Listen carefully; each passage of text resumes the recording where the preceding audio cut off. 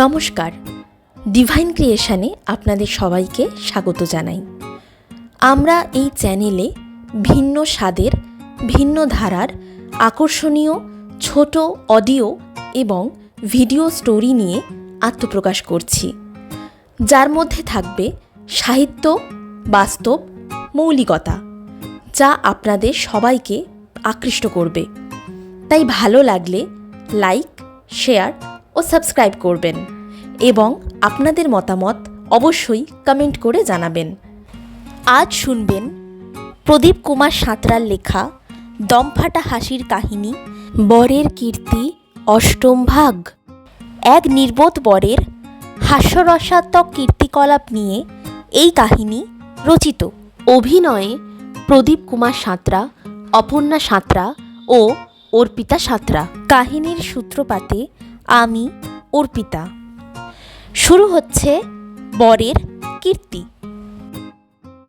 মা মা হ্যাঁ প্রশান্ত, হ্যাঁ বাবা বল, কি বলছিস? বলছি ঠাকুর মশাইয়ের লিস্ট অনুযায়ী বিয়ের সব জিনিসপত্র এসে গেছে তো? হ্যাঁ হ্যাঁ হ্যাঁ, সবই এসে গেছে। আচ্ছা ঠিক আছে। হ্যাঁ, প্রীতি কোথায়? প্রীতি তার ঘরে গুনগুন করে গান গাইছে, শুনতে পেলাম। কোথায় গান গাইছে? কিন্তু কেন বাবা, তোর কি খুব টেনশন হচ্ছে? হ্যাঁ মা, আমি প্রশান্ত আরে তুই এখানে প্যান্ডেলের ওখানে জানা, বরাসন ছাদরাতলা ঠিকঠাক সাজানো হয়েছে কি দেখ না। হ্যাঁ যাচ্ছি। আর শোন, গায়ে হলুদ নিয়ে হয়তো এখনই এসে পড়বে, লক্ষ্য রাখিস আপ্যায়নে যেন ত্রুটি না হয়। কিন্তু বাবা আসবে তো? এ কি এমন অলক্ষণে কথা বলছিস কেন বাবা? হরিকে বিশ্বাস করতে পারছি না, ওকে কেমন যেন সন্দেহ লাগে। ও নিয়ে ভাবিস না তুই, আদর্শ যখন আছে তখন যত বাধাই আসুক ওকে আসতেই হবে। প্রশান্ত ওই তো বলতে না বলতে গায়ে হলুদের তত্ত্ব নিয়ে এসে গেছে। এসো বাবা, এসো এসো এসো আদর্শ, ভিতরে এসো। আপনারা আমার সাথে আসুন। প্রতিমা, তুমি এনাদের খাবার ব্যবস্থা করো, কেমন? হ্যাঁ এই যাই, চলুন আপনারা। তা প্রশান্ত, সব ঠিকঠাক তো? হ্যাঁ সব ঠিক আছে। আদর্শ, তোমাকে কি বলে যে ধন্যবাদ দেব ভাষা খুঁজে পাচ্ছি না। সত্যি কথা বলতে কি, তুমি পাশে থাকলে আমি ভীষণ সাহস। তাই নাকি? বাহ, শুনে খুব ভালো লাগলো। আচ্ছা প্রশান্ত, পাকা দেখার দিন হরিহরের বোন রিমির সাথে আলাপ করে কেমন লাগলো? মানে মেয়েটি কেমন? হ্যাঁ ভালোই তো লাগলো, স্ট্রেট ফরওয়ার্ড। আমি ওরকমই পছন্দ করি। আর তাছাড়া দেখতেও সুন্দর, চাকরিও করে, যথেষ্ট ভালো। ওরকম যদি তোমার জীবনে আসে কেমন হয়? হ্যাঁ আমি এক কথায় রাজি হয়ে যাব। তাহলে অদল বদল হলে কেমন হয়? মানে তুমি বলতে চাইছো তোমার বোন হরিহরের বাড়ি, হরিহরের বোন তোমার বাড়ি? তুমি না কোন কথা থেকে কোন কথায় এসে হাজির হলে। ছাড়ো ওসব, শোনো, যেটা বলছিলাম, তোমার কাছে আমার অনুরোধ, বোনের এই বিবাহ অনুষ্ঠানের দেখাশোনার সমস্ত দায়িত্ব কিন্তু তোমাকেই নিতে হবে। আপত্তি নেই, তবে তার আগে বরটাকে ছাদলা তলায় উপস্থিত করি। যাকে ঘটকের পুরস্কারটা কি স্থির করলে? যাবজ্জীবন কারাদণ্ড। হ্যাঁ কারাদণ্ড নিশ্চয়ই। ডাকাত দল এনে আমার বোনটাকে ডাকাতি করে নিয়ে যাবে আর আমি ছেড়ে দেবো? ও হো প্রশান্ত, আমি কিন্তু দেরি করব না, কারণ ওদিকে সবাই আমার পথে বসে আছে। ও ঠিকই তো, বেশ তাড়াতাড়ি ছেড়ে দেবো।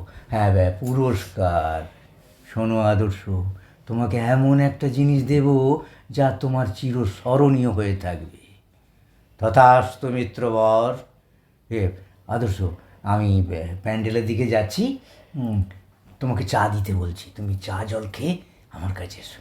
আচ্ছা ঠিক আছে।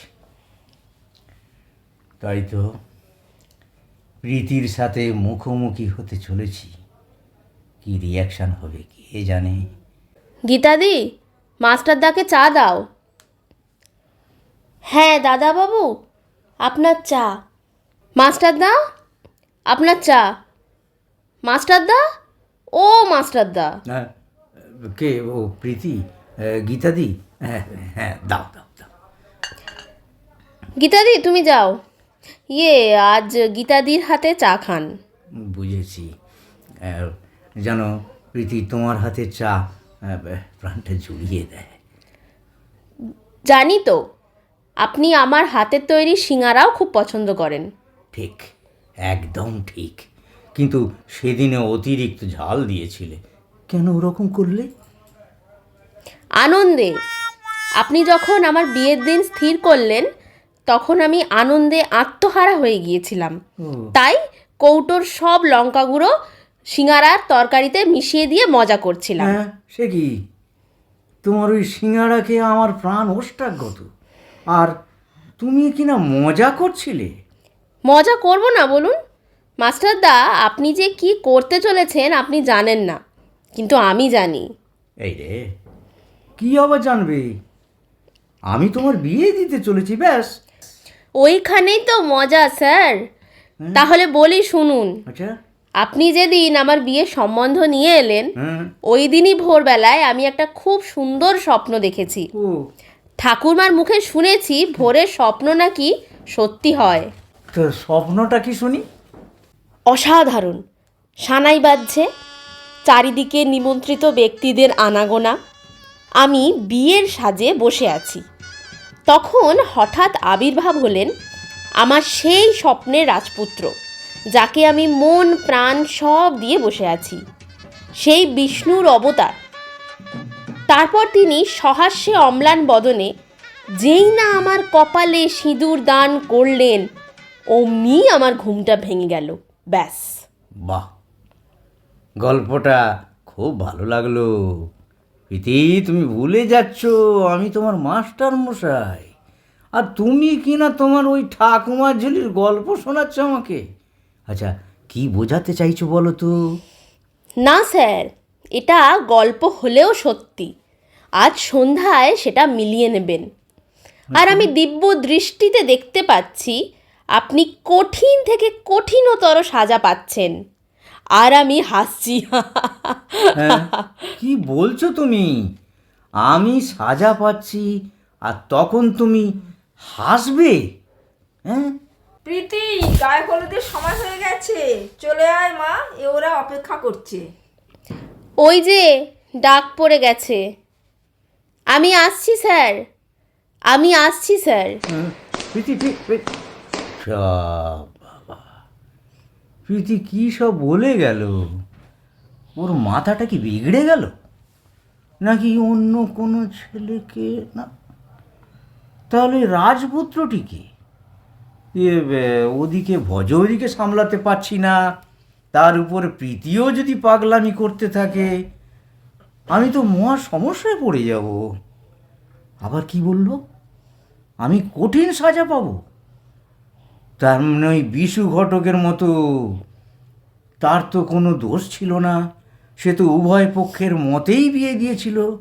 কিন্তু কয়েক মাস পর সেই পাত্র আরও সুন্দর চাই বলে অন্যায়ভাবে বিশুর মুখে অ্যাসিড ছুঁড়ে মারল। ওরে বাবা, ওরকম হবে না তো? ও, কি ঝামেলায় পড়লাম রে বাবা, ও কি পাপ করে ঘটকালি করতে গেলাম রে।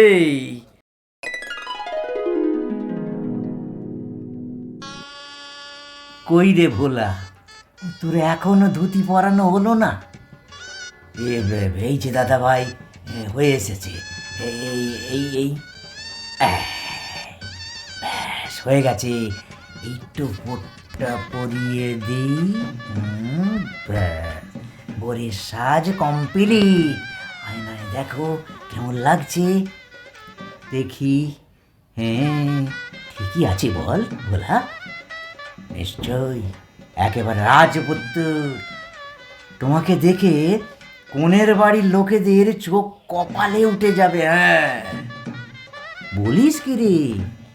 কই ভোলাদা, বরের সাজ হলো? আরে বাস, দারুণ লাগছে দাদা। বলছিস? আরে রিমি, তুই কি শিখেছিস রে? তোকে যে চিনতেই পারছি না। বাহ, যেন স্বর্গ থেকে লাল পরি নেমে এসেছে। কিরে বলা বল। যা তো, বড্ড বাড়িয়ে বলিস। সত্যি দিদি ভাই, দাদা ভাই ঠিকই বলেছে। আমি জানি এই শাড়িটাকে বেনারসি বলে।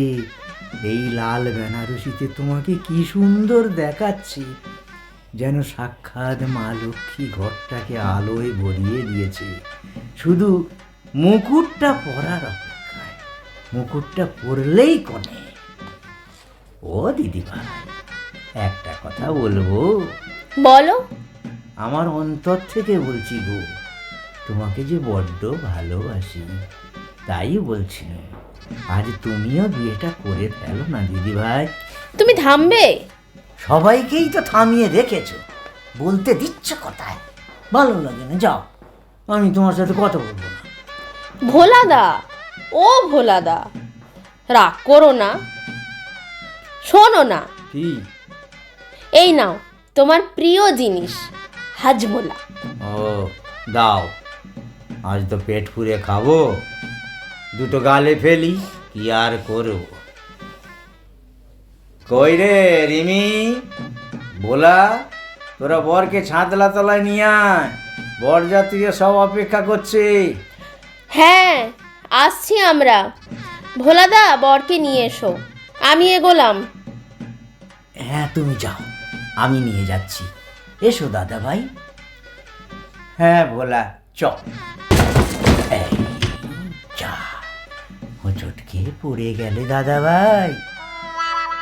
কি করব, ধুতিটা যে পায়ে আটকে গেল। ওঠো ওঠো।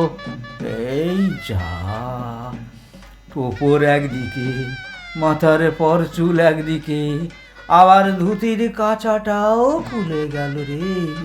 সর্বনাশ! এখন কি হবে বলা?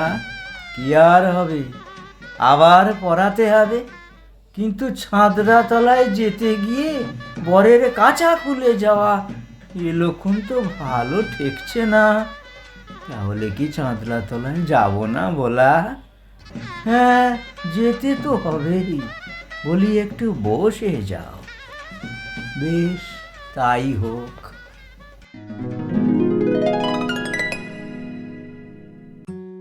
প্রদীপ কুমার সাঁতরার লেখা বরের কীর্তি অষ্টম ভাগ শুনে কেমন লাগলো জানাতে কিন্তু ভুলবেন না। কাহিনীটি যদি শুনে ভালো লেগে থাকে, লাইক করবেন, বন্ধুদের সাথে শেয়ার করবেন। আমাদের চ্যানেলকে সাবস্ক্রাইব করুন। নতুন গল্পের নোটিফিকেশন পেতে পাশের বেল আইকনটি প্রেস করে রাখুন। দেখা হচ্ছে বরের কীর্তির পরবর্তী ভাগে। ধন্যবাদ।